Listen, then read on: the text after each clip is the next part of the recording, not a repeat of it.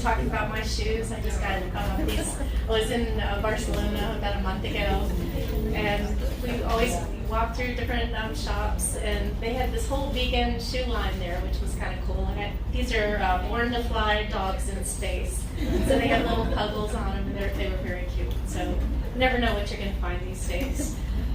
So I just wanted to see if anyone is coming here to Green Fair for the first time. I think there's a number of people. That's awesome. Welcome. I'm Gwen Whitaker. Mike Young and his wife Denise are here helping us with AV, and usually we try to post these on the web, so if you like what you heard, you can share it with other people. 4 years ago, and we opened with the purpose of being an educational restaurant. So we do a lot of education. You'll notice we have a lot of books here. Hopefully people come in, enjoy a meal, take a look at a book. Almost all the authors of the books have come through here and done lectures. So we've Colin Campbell, who was in town last night, we went to the Nats game with him for the World Series, has come like 4 or 5 times. He'll be at the Veg Fest in Fairfax Veg Fest on April 19th. If you haven't come to that, put that on your calendar. We'll also have Dr. Baxter Montgomery, the cardiologist from Houston, Dr. Michael Greger from the book How Not to Die, Cortland Malloy from the Washington Post will be back, Dr. Neil Barnard, whose organization PCRM, we do the Kickstart program every month.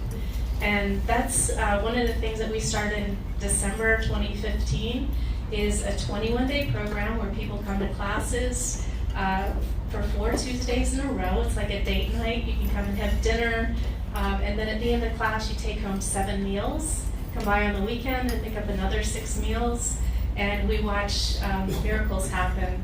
People's bodies change really quickly when they do plant-based, organic, and SOS free, so food without added salt, oil, and sugar. And it takes a couple of days for people's taste buds to change, but the goal with the program is to help people be successful with it and feel so good at the end of the program that they want to continue it as a lifestyle. So we always say, don't make a commitment to do it for the rest of your life, just try it for 21 days and see what difference it can make in your life. And it takes people that have sometimes gone from places where they have no hope that they're ever going to be in shape or live a long and happy, healthy, active lifestyle, and it takes them to a place where they start some momentum going in the right direction and want to continue it. So that's a really cool thing that we do. Every month we do something called Dinner and a Movie, so we show documentaries and try to create a community. So when you've gone through the Kickstart program, and we've had almost 1,000 people go through that program now, which is very exciting. So the Dinner and a Movie is to create a community of people that come in and see other people on this lifestyle. And if you haven't come to our Italian night, has anybody here come to Italian night? It's pretty awesome. So we have a all-you-can-eat buffet set up, and that's the last Wednesday of the month.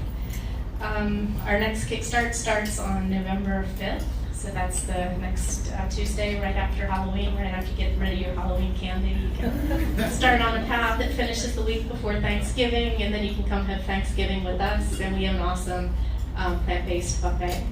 So if your service is good tonight, Gracia and Kay are here, so remember them at the end of the night. And since Pericles Silva just stepped out, I'm going to get Pericles to take a bow for the food, and please give him a round of applause.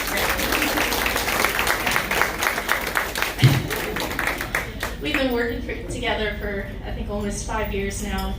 I was very fortunate to meet him when I started the restaurant from Whole Foods, sports nutritionist, race car driver, professional volleyball player, and he came on this crazy journey of opening a restaurant with me, and it's been a lot of fun. So we have a fantastic team here, and every day is a miracle. We watch people avoid surgeries, get off medications, amazing weight loss, so it's a wonderful opportunity.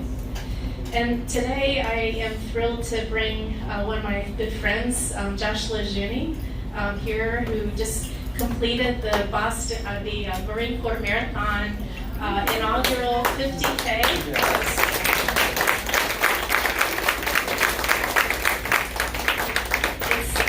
marathon, I learned it's not a marathon. This is the first year they've actually extended it to 50K. Right. They have multiple distances. The marathon is like the crown jewel of the brand, but they started doing the 50K, an ultra marathon. They added to their list of distances this year. So today was the very first. So it's actually 31 miles that he ran, and I was thinking about him when I woke up this morning, and it was the trees were going like this, and the rain was pouring down. Yeah, it was really rough. About 10 o'clock this morning, I was like, what am I doing? So give a warm welcome to Josh.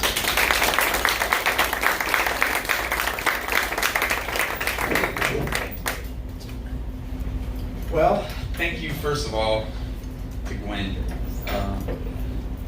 She is an asset to this movement, and I am honored to be standing here in her restaurant and honored to be thought of as someone who should come and speak to people. I'm beside myself. I'm just a regular guy from a little place called Thibodaux, Louisiana. You may have heard it in some old country songs, but it's just a small town of 20-ish, 30-ish thousand people in South Louisiana, and I grew up there. It's on a bayou. It has a bayou that runs right through the middle called Bayou Lafourche. Means the fork. It has come to have a special meaning to me now, being from Lafourche Parish, the fork. And now, living the way I live now, I understand how important the fork is to our lives. And we have a saying on the billboards in Bayou Lafourche with a fork next to it says, dig in. That's the saying, that's the slogan, dig in. And we have another saying, we live to eat. And we do, we live to eat. As a whole, as a state, that's kind of how we roll. It's what we do. We do Mardi Gras and football games and crawfish boils and do the whole deal, fish fries. And that's just how we live. I grew up that way, And everyone there, it's the norm. And what else is the norm in Louisiana is heart disease and diabetes and obesity. And I grew up with that in my family. I come from a family of people who, being 300 pounds was not like a big deal. It was not a big deal at all. I was an overachiever. I got up to like 420 pounds. But my entire family was overweight, and the older people in my family especially were all riddled with chronic disease that I know now is caused from what's on the end of your fork. Back then, say, when I was just a kid, I really looked up to my grandfather. A lot of people may be able to resonate with that and understand, like, your patriarch of your family is like, he's king. He's king to your clan, for sure. And when I was a kid, I thought, because he also owned his own businesses and he was always in charge. I thought he ran the world. He was in charge of everyone in my mind. We'd go to a restaurant and people came to him and shake his hand, and he always paid, and he was the man. And I was his shadow. I was his right hand. I was his little grandson. I was his oldest grandson. I learned all the stuff. It's why I feel comfortable standing right here in front of you. Why I'm not scared, why I'm not nervous, is because my grandfather always had me take the floor and tell jokes. I grew up worshiping that man. He's why I wanted to be a big guy. He stood 6'3", and probably 370, 380 my whole life. He was everything to me. And as I got older, as I became an adult myself, I was doing all of the things that he taught me, but even bigger and better and faster and more quantity. And by 2010, I had found that, a lot of cool things were happening in my life. The Saints were Super Bowl winners. In 2008, my beautiful, lovely wife married me for whatever reason as a big, giant, fat guy. And in 2011, something happened. That beautiful wife actually talked me into going back to school and finally earning my degree that I had flunked out, and when I didn't really, my football scholarship didn't really pan out. And so those three things, like having a wife, like as a fat guy when I was a kid, having a female that loved you, Like that was always a pipe dream for me. And here it was, like it was an impossible thing that is now possible in my life. She talked me into going back to school. I thought it would be impossible for me to ever earn my degree. You know, not only was I stupid in my mind, I'm just an ex-jock football player, but I run businesses that my grandfather had started. And so I felt like there was no need for me to go back to school. He taught me everything I needed to know. But at that time, she talked me into going back to school. I was well on my way to finishing up everything, and the Saints won the Super Bowl in 2010. So my impossible in my mind had been really shattered, had been shaken. Like, what else in my life is also possible that I had always just dismissed as impossible? Maybe this big fat belly can actually go somewhere. Maybe I can get rid of the weight finally. And in my senior year, 2011, at Nicholls State University in Thibodaux, Louisiana, I just started to apply a lot of what I had learned in school, my how to learn. It wasn't really about what I learned, it was about learning to learn. And I applied those skills to my weight loss in 2011, and it brought me to many, many places as I started to just sort of study myself as a case study on my own. And one of the first things that happened was I started to just jog. As a fat guy who played football, I hate a magazine where it said, hey, if you really want to lose weight, you should try running. And it went deeper and it explained about, zone 2 cardiovascular exercise and how it really keeps you in a fat burn mode. And I was like, yes, that sounds interesting. So I started dabbling. That, in 2011, the summer of 2011, by the end, when I graduated in 2011 in the fall, I had lost 50 pounds. And it was running. Running was really showing me results I had never seen before in my life. Like, oh, I want to lose weight, and I'm doing it. Wow. It gave me some agency that I had never felt before in my weight loss. So I had the brain, I had the skills to learn. Then I implemented something, and it's working. So I'm going to keep that. Running sucks. It's hard, especially when you're 380 pounds at the time. But running is working. It's teaching me something. I'm going to keep that one. And so as I dug down and drilled down into running, I started to learn about things called ultra marathons and half marathons. And I learned about this guy named Scott Jurek. I read a book called Born to Run. And in that book, the world's greatest at that time, the way I read it anyway, ultra marathoner was this guy named Scott Jurek, who I had never heard of before. I didn't even know how, in my mind, I was pronouncing his name way wrong while I was reading it. I wasn't saying Jurek. I had no idea who this guy was. But as I'm falling in love, or at least starting to develop a business relationship with running, I learned about this guy. And I learned about his mom, and I learned about the connection of food to health outcomes. And I was like, oh, well, that's kind of interesting, but he's this skinny, spindly vegan guy. I'm not that. I'm from the bayou.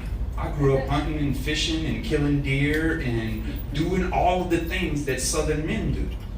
So I couldn't really allow myself to resonate with what Scott was saying. Until I read Rich Roll's book, which was The Follower, right? And then I was like, oh, okay, here's this guy. He's sort of a failed college athlete like myself and went off in the deep end of alcoholism and, just dopamine of any sort, whether it's food-borne or drug-borne or alcohol-borne, whatever. That was me. And I resonated with that part of his story. And then he got a little bit deeper into the health. And then I started to drill down in some of the things that I had learned in his podcast from some of the people that he had interviewed. And I just kept going and drilling down in that. And what eventually happened was, as I was running, it was starting to get harder for me until I made the switch to a plant-based diet after reading about Scott Jurek. I had already lost 100 pounds by this point, so it was very difficult for me to pull away from what had worked for me until now. I lost 100 pounds doing low carb. I lost 100 pounds eating bacon and steak and butter.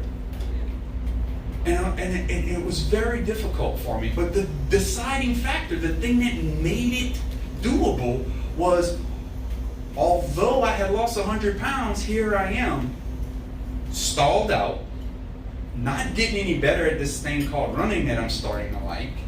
And here's a guy who's the best in the world at it, and he's a plant-based diet. And so I'm like, is a plant-based diet this next thing that I hate, that I'm gonna have to adopt in my life? And it was. And immediately, it took me a year and a half, almost 2 years to lose the first 100. When I switched to plant-based, as I'm also running, there's 3 legs to the stool of in my opinion, there's 3 legs to the stool of a healthy human life. Menu, mindset, and movement. Right?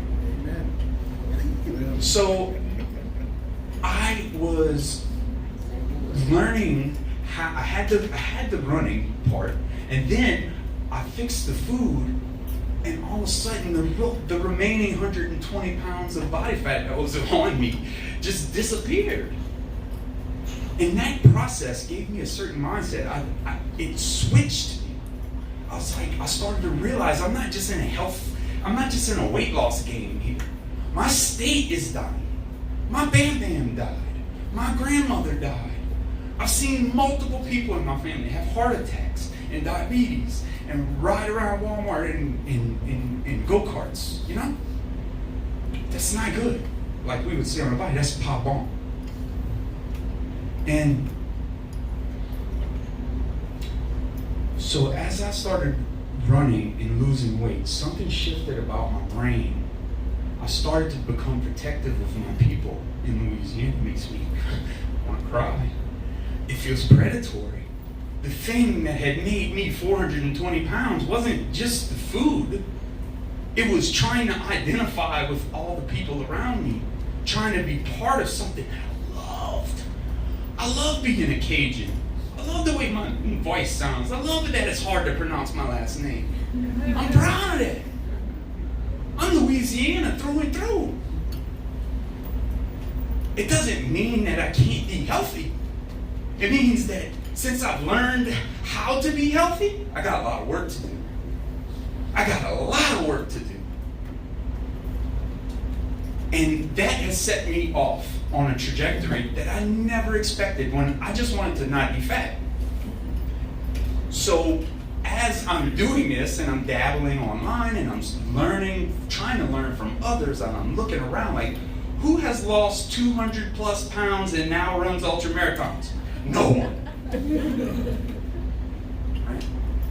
I am just trying to figure out how to be a warrior, really, in my mind, because it's so scary as a man. You feel like you give up such a big part of your manliness, your manhood, when you're not, prepping steaks for the grill tomorrow and then grilling them perfectly, starting the fire, getting the coals right perfectly. That's all man stuff. And you want us to walk away from that? Well, what's also man stuff is doing hard stuff, doing hard things, working, grinding, getting it done, shouldering discomfort for others. That's what running does. Running helps me be that voice, that warrior for my people in the state.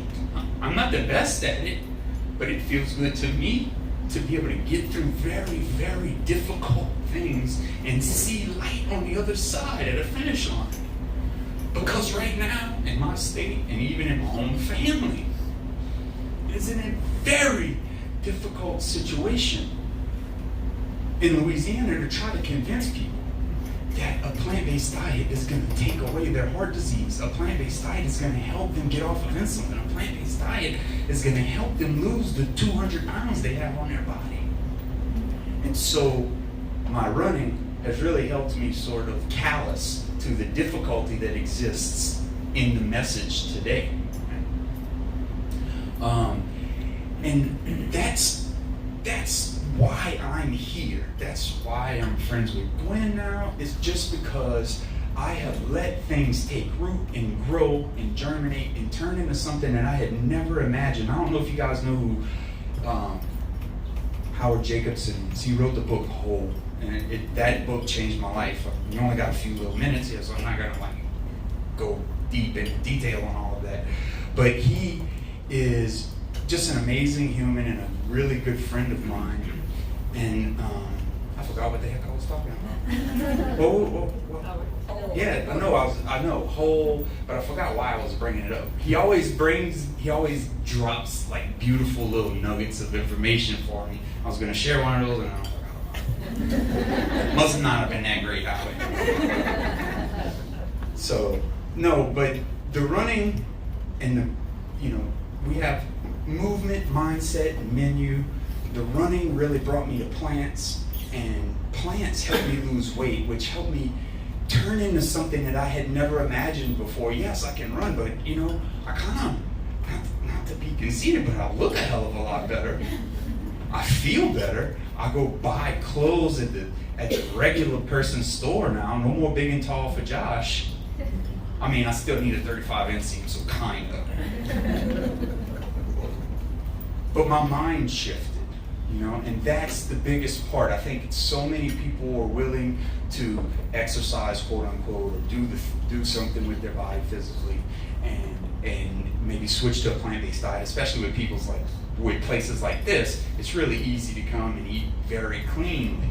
But I think the missing piece for a lot of people is the mindset that this is it, this is life, this is over, it's done. It's not about, oh, I hope I don't go back. No, it's finding that why that makes you cry. This is not just food choices. This is life, man. This is life. And the example that you set is going to spill over to the people that you love. Don't preach about it to them. Be about it. Show them. The biggest and most proudest thing in my entire transition, in my entire story, for me, I've run a 100-mile race. I've done multiple 50K, I can't even count how many times I've run 50K. I won a 50-mile race with my grandfather watching me the year before he died.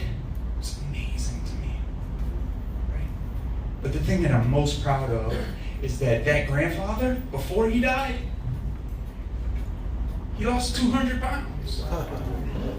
At 80 years old. He reverses heart disease. He got off of all of the statins. He got off of the blood pressure medication. He got off of his hover-round. But the vascular dementia, the ship had left, the horse left the barn on that stuff. So we can lose the weight, we can reverse the chronic disease, but there are certain things, you go too far and it's over, man. The brain is a delicate place. So I was in this really weird place where I had helped my grandfather, the person I loved the most in the world, take off all of this weight, reduces medicine costs on a month. He's on a fixed income by this point. And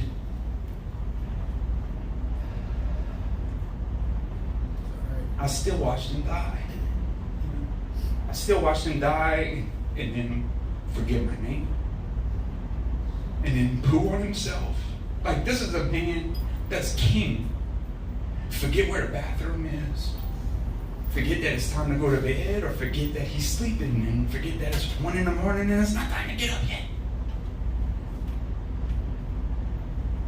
I helped him. My mama helped him by cooking for him the ways that I was teaching her, that what I was learning. And while that's very sad, what's not sad is that my little sister has lost 105 pounds also. My brother-in-law, her husband, has lost 100 pounds also. They have a little kid, Grayson. He was conceived and throughout his entire, however long he was in her belly, whatever way to use the word gestation, get it out. Plant-based. From conception to birth, you know? And they're working on another one right now. They got another bun in the oven, another little boy. Can't wait. I'm ruining them all. My brother, who is my right-hand man, he's sort of unsung hero, really, in our lives. I get a lot of attention from people we don't know. My brother, while I'm doing stuff like this, my brother's back home fixing pumps and making sure it doesn't rain too much and we don't get flooded on our property, and making sure that, we had, the cops were at so-and-so, such and such a lane. Why were they over there? They were, do we need to evict this person now? Like, my brother is handling all of these things for me. And I don't know if he would be handling them so gracefully and so thoroughly and so dependably if he hadn't also lost 200 pounds. My family as a whole has lost about 1,000 pounds. I'm still counting my Bam Bam's 200 pounds, even though he's not with us. And the weight loss is great, of course. It's nice to not need seatbelt extensions on airplanes and stuff. That's cool.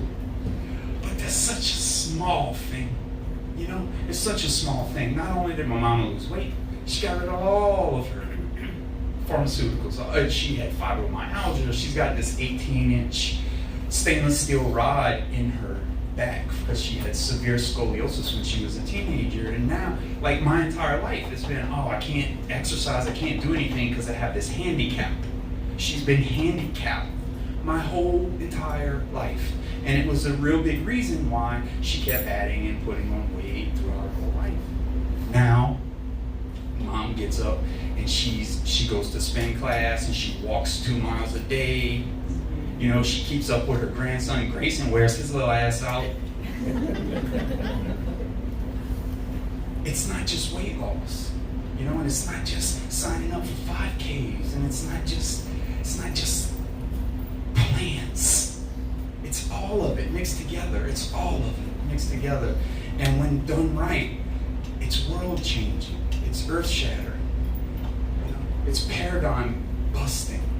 And I just want to thank you guys for letting me, because what's difficult for me today as a person who is sticking with this crazy stuff, like a lot of people in Louisiana seem to think, like, I figured you'd have gave this up by now, Josh. Find myself being more and more alone. Find myself being more and more alone in Louisiana because, as you guys might know, Gwen probably knows as well, not a lot of people want to hear this life-saving information. They want to Google about it and then find an argument against it and go, you need protein. Right? And so I find myself more and more alone often when I'm back home. So it feels really good. And it's not like it's wearing me down at all. They're just missing out. A lot of the folks are just missing out on some things that can really help them in a big way. But it is nice to be able to see a bunch of smiling faces and be able to come to a space where maybe your blood glucose numbers are coming down or whatever the thing is, but you're not 100% sure you're gonna be able to keep this up for the rest of your life. And it's silly when we think about it in such simple terms as just a weight loss technique or a way to get healthy. What it is human life. It's being a human being at the core. We talk so much about animals and we have all of these animals. Look how awesome, right? But what is after running 50K today through DC, the human being's a pretty freaking amazing animal. It's an amazing animal. Be that animal and eat what that animal eats. Move how that animal moves and love the way that animal is supposed to love. We've evolved to be these beings. Let's be them.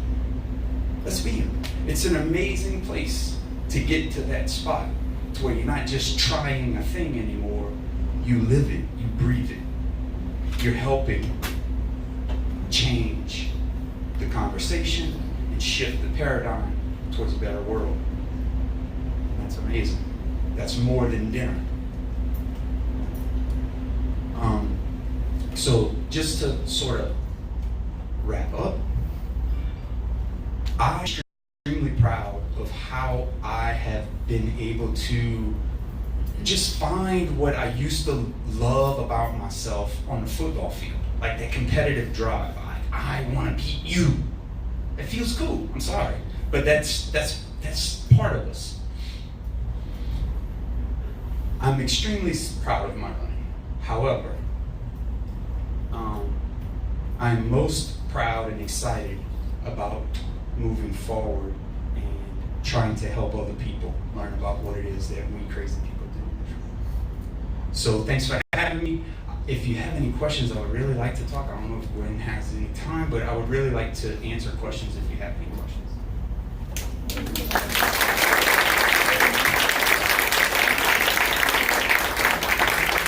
It's hard here, but it's gotta be harder in Louisiana. Oh, it's not even close. Like, as far as accessibility, The accessibility part isn't hard. It's not hard. We have grocery stores. Every grocery store has a produce department. Just eat some beans and some broccoli and some rice and get you some nutritional yeast. It's not that difficult. It's the social stuff. It's the cultural stuff. Oh yeah, but that's not that's gratin recipe. I can't let that die. Or we've been making Buddha in this family all my life. Like, I get it. My grandfather had the best crawfish, the best boiled crawfish recipe. Everybody wanted him to boil the crawfish. I know that recipe by heart. I could do it with my eyes closed. I'm never gonna boil another box. I'm never gonna boil another batch of crawfish again. It's okay. It's okay. He's proud of me. I know he is. It's not about the crawfish. It's about life. You know? So let's see, while Josh is getting ready to answer some questions, we're gonna clear some of the dishes and bring dessert out. And I wanted to mention that we have two of Josh's books here, Sick to Fit, that's about his story, and Pure Ambrosia, that's a recipe book. So if you want to get these, and he'll probably stick around and do a signing. of course. We do have the Born to Run book here too, Amazing. so if you want to take a look at that. And book Whole as well. Yeah, so, and Whole. There are a lot of books. Different things are going to resonate with different people. Yes. And thank you again, Josh. Thank so you. At this point, let's see. I'm gonna. Do we have another mic? Or okay. So if you have a question, we'll just pass the mic around. Okay. I was wondering, it sounds like the way you spoke about it, that your family accepted being plant-based really easily. Was that the case? Did you have resistance? That wasn't easy. No, it honestly, my mom and I have probably a unique relationship when it comes to, son and mother. My mom was a teenager when I was born, and I spent a lot of time with my grandparents. And I'm probably more comfortable telling my mama stuff that the other people may not be. Like, I am more comfortable sort of going, no, mama, don't do that. Stop. I know you've been drinking milk all your life, but get some almond milk, and here's why. Or if she does, like, I'm not afraid, because it's her life I'm talking about. It's her heart in her chest. And that's a bigger deal than ice cream to me. And so we would have a lot of conversations that, honestly, and please don't dislike me for it, she would cry after. And it's not like I'm trying to hurt her feelings. I'm being very frank about, if you want a better life, this is the things that I'm learning we need to do. And if you don't get it, and it don't click with you, then Bam Bam, my grandfather, is not gonna reap any benefits, because you cook everything for him. At this time, my mom was living with my grandfather. And so that was the big thing for me. And it took 6 months of having very difficult conversations with my mom before I think she even bought almond milk. But the biggest thing was, in all of the persuasion, for lack of a better term, that I've been able to have with my family, it's not as much the words that I've said, but the life that I've lived. They see look, y'all don't understand, I don't know. Like, to see me looking like this is attention getting in my family. Very much that I wear a size 32 jeans. That's crazy. I didn't wear 32 jeans in kindergarten. So it's a complicated thing with family, because let me although all of my family, I rattled off all of those names and all of the people who have gotten on board, there's still one that I care about deeply that just doesn't get it together. I won't say he can't get it together. He's found too many cultural and familial and traditional reasons to not get it together. And it breaks my heart. So, in that scenario where it's someone who's not gonna ever listen, I fall back on love. Because that's all I can give him. He doesn't want my information. So I can just give him my love. And to be frank, and not get morbid or anything, it's especially important that I love him while he's alive, right now. So, family and dealing with family is a very tricky thing. I just had a few minutes to talk about it. So it looks like it's all in a neat little pretty chronological package and a beautiful upward sloping curve with mom and then brother and sister. No, it didn't work that way at all. It's ugly, just like the rest of life, just like any family situation, any family disagreement. It gets ugly. It gets ugly, but dealing with that ugliness, moving through that difficult stuff, running is what has helped me there. Running has helped me to endure difficulty. And it is a very difficult thing to watch your dad slowly go away in a way that you've seen just recently with your grandfather. It's gut-wrenching.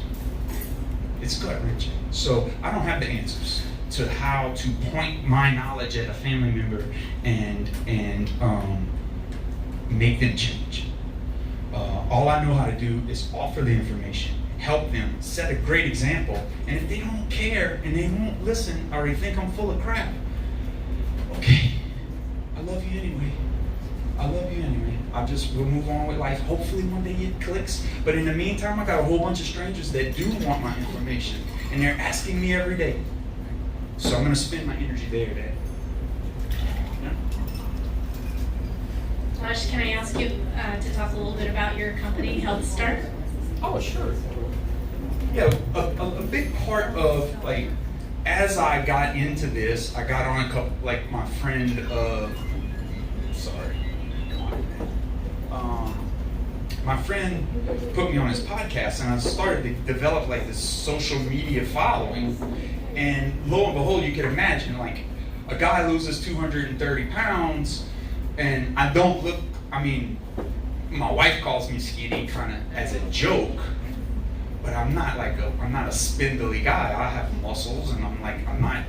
So people are always commenting and asking me in the DMs, like, hey, what can I do? I'm struggling. I'm 200 pounds overweight. I'm 100 pounds overweight. And I've been going through for years, just answering one at a time, doing the thing. And what Howie and I have, Howie helped me start an online coaching program. And we did that together, just he and I, and it was going great. And we wound up merging with an app, a company called WellStart Health. And they have a website and an app.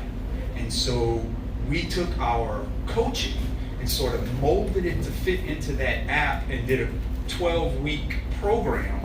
And I've got, I think, somewhere in the neighborhood of 250 videos, just little 1 or 2 minute clips of me talking on different things that I've learned throughout the process. Howie does a bunch of them too. Howie's a brilliant man. And it has all been seeded by me wanting to reach outside of that concentric ring of my family and help people. I really wanted to help the rest of Louisiana. but I don't think I don't think they're about that life just yet, you know? So what has happened as a happy accident is people from elsewhere are interested and want help. And this has just been a really beautiful way for me to be able to sort of parlay the things that I've learned and have helped me and got me a lot of attention into a system that can help others attack the same thing. All the work has to be on the person. You can't outsource any of that success to me. But that has been a very powerful thing for me, to be able to offer people, hundreds and hundreds of people, help. And yeah, we watch people reverse type 2 diabetes and lose weight and run their first 5K. It's brilliant. It's beautiful. And our Sick to Fit book is basically like the crux of all of the stuff that we try to teach people on the WellStart platform. And so, in a way, our book is a version of the 12-week program, but just in more of like a story narrative. Right? But we go into a lot of the epiphanies that I had as I was going through this process, and to be able to take that now and spin that into something that is helping people right now without me doing anything. I mean, we have coaches that Howie has trained. It's been a really cool experience for me to see these things come full circle. It's not about weight loss anymore. Now I'm moving like my business prowess into this world. How do I participate in this without being predatory and cheesy? And so that's where I am right now. And my first stab at that is this WellStart Health Initiative that we've been working on. And we got some really cool news. We're working with Blue Shield in California as our very first big shot at something. But you know, it's difficult. It's difficult to take fresh people in and try and convince them of this stuff. You know, so Howie and I have also been working on sort of evolving that a little bit into, okay, where are the people who are already plant-based? They've already lost 100 pounds, kind of like where I was when I was in that inflection point. They're already plant-based. They've already lost 100 pounds. Now they want to turn their sights towards doing something impossible, like a marathon, like a 10-mile run, like whatever your impossible is at the moment. And so we can help them go through that process, maybe even pick a destination race, maybe even help them train with training camps. We have a training camp in North Carolina coming up next month where we've just invited, and it filled up like that. It's amazing to me. So we've invited, and what's really special, I mentioned earlier, I've spent my childhood growing up going to the camp with my grandfather, right? And I learned a lot there. I learned how to talk to people. I learned how to tell jokes. I learned how to, you know, just hold the floor without being freaked out. And that has been something really special to me. And to feel like now I'm taking all the skills that I learned in the camp, you know, while I was drinking whiskey and frying fish and all that stuff. But I've taken all of those skills that I've learned that my Bam Bam taught me, and we are now molding it into something else, where it's just a weekend at the camp. But now, instead of fried fish and beer and cigarettes and Pedro until 1 in the morning, I know nobody knows what Pedro, but my people back home will appreciate it. Now, instead of doing that, and we're probably still going to play Pedro at the camp if we have some people that are willing to learn. But now we can take that camp environment, and I can leverage that in this whole plant-based thing, because it's about helping. It's about helping, you know, Nump Joe not have a next heart attack, or not need that quadruple bypass. You know? And so that has been a very special thing for me. We're still working and grinding. I still have my day job. I still got to do other things. But for right now, it's a bright spot in where I think the future is for you know, what's the next shoe to drop and all of this stuff. I mean, it's great. You lost weight and you run a bunch of races. Cool. But what am I doing to make a difference? And this is part of what I'm doing to make a difference and pay back the community that has helped me so much.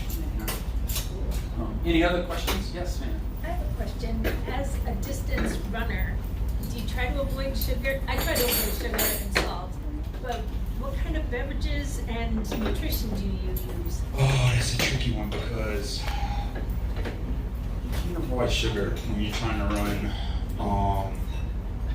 for 5 hours straight. We need sugar and a lot of it. I'm just learning this. I read this amazing book called Waterlogged recently, and it turns out like the bigger thing is it's not just the water or lack of water where you start cramping or lack of electrolytes when you start cramping. What's more the problem is you're running out of sugar. And with every gram of carbohydrate, it binds 3 grams of water in the body. So what you're really having a problem with when you get late in races and you start to deteriorate and fall apart and cramping, and I'm just learning this. This is all new information. I'm still going down that rabbit hole of self-improvement ever since way back when. It's an everyday thing. But when you get behind on not just calories, carbs in a race, you're gonna go downhill fast. So just to give you an example, I ate a honey stinger waffle every 2 miles today. Every 2 miles. I still wound up having a couple of cramps, but nothing like normal. There was also like 1,600 feet of gain in this 50K, because of the hills. I'm not from a place that has hills. So I started to cramp a little bit, probably because of that. But this is the closest I've ever been to being dialed in food-wise on a race. I don't drink calories. Maybe I'll start. I don't know. I got rid of that. I'm trying to. It's almost like a reduction diet in my race plan right now. Right. So I got rid of all the things. I just drink water now, and I've refocused my fueling intention to I want 150 calories every couple miles, but I want to have 200. I want to have like 20 to 25 grams of carbs in every time I eat. I want carbs, a lot of them, and trying to get fat adapted or like a lot of the things that I learned about in early on. It just hasn't panned out for me. Like I read that in Rich Roll's book. Oh, if you just run slow enough, you have enough fat on your body to where you can run from here to New York City without ever having to take a gel. And I love it. It sounds awesome on its face, but it just never really fleshed out for me that way. I can't imagine how slow I would have to go, and I don't want to go slow. I want to go faster and faster. So I'm not very whole food plant-based on race day. I eat right now my fueling source is the honey stinger waffle. That's and it's loaded with sugar. Of course, it's full of honey. I mean, it's not very vegan, but it works best for me with the caloric density and the amount of carbs per feeding. Helps keep my blood sugar up enough so I don't die. Right? That's a big one. And I fought for a very long time when I first started doing ultras with, I'm gonna run as slow as possible so I could do like what Rich talked about, get fat adapted, and I'm just gonna go slow, and then that way, if I'm fat adapted, then I don't have to eat all of this processed crap on race day. I can just get by with nuts and seeds and dates and bananas, and that has just not fleshed out for me in practice. Because what that does is make me poop. Sorry, no eat dessert. But that's the problem, right? That's because when you're going for 5, 6, 8, 10, 24 hours, that's a lot of calorically dilute food. I mean, it's calorically dense compared to what we normally eat, but it's not calorically dense compared to a gel or a honey stinger waffle. So just for sheer performance and ease of use, that's what I do. I do use gels things like that. But I try to find clean sources. There's some great gels out there that Spring Energy, Muir, M-U-I-R, whole ingredient, very short list, no crazy junk in it, just carbs and calories, all you need. Got it. Maybe one more question? Yeah. Yes, ma'am. First of all, thank you. I'm so You look soft-spoken. okay. Thank you. So admiring your courage and your strength. My question is, when you were on the plant-based, trying to lose all this weight, what were the types of foods that you eat when you're not doing all the running? Like, That's a good question, actually. She asked, I'm sure you heard because I gave her the mic. But what do I eat? Do I eat differently, or what do I eat differently? And there's really no difference. Like I eat the same thing all the time. The same protocol. I use the same protocol for my food all the time, whether it's race week or not. What'll happen is I just wind up I'll eat more. Like, so just if you want me to go into it, I'll go into my plan for the race week this week. All right. So Monday is a very low carb day. So it's just lots of tofu and broccoli. Same thing Tuesday, Wednesday, Monday through Wednesday. Which is hard to do for a plant-based person. Just letting my body want them. Then I refeed on say Thursday, Friday, Saturday. It was all high carb. All the food was high carb. So I started switching. I did a lot of tortillas and breads and pastas. I made a little thing last night at the Airbnb with some rotini and some arugula and some of that Injun 2 spaghetti sauce. Get the kale. What is the Firehouse kale? It's hot enough for me. It's good. But just simple things like that. And this is very nuanced. This is a new wrinkle to me. Like, I'm getting some help with my friend Cora and Sutton out in Miami just on nutrition, because what I'm learning as I have less and less and less body fat to get rid of, my attention has gotten more and more granular. Where I had a bunch of weight to lose, I didn't need to do that. Oh, hell of a lot. You know? But yeah. thank you. So the last thing I want Josh to hold up his medal and show you what that is.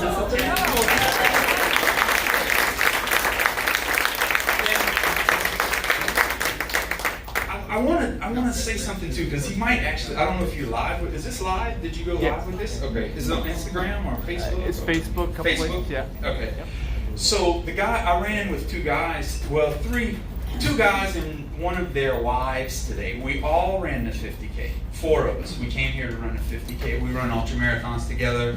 I have crewed and paced my friend Wally, who's a Marine. He fought in Desert Storm. And of those 3 friends that ran today, I was the slowest. I'm the weakest ultra runner of all of my buddies. And I'm the one that's on the cover of Runner's World and gets to speak to people. So I guess the lesson is you should have gained 230 pounds first and then became a runner and people would care. But congratulations to those guys. I love them very much. Wally's a veteran of Desert Storm, and my friend Jean is still active duty, and he just got back from Iraq last year. The year before last, and crushed Badwater this summer. I don't know if you know that race. He killed it, Badwater. And today he ran 4:27. I'm pretty sure that's a PR for him. I haven't had a chance to speak to him yet because he was done and showered and out the Airbnb into a ballroom before I ever got back. But I'm pretty sure it was a PR for him, and it's just such a special thing. This is not exercise. This stuff that I do is not exercise. It's bonding. It's love. It's life. It's enduring. It's being a human. You know, it's not exercise.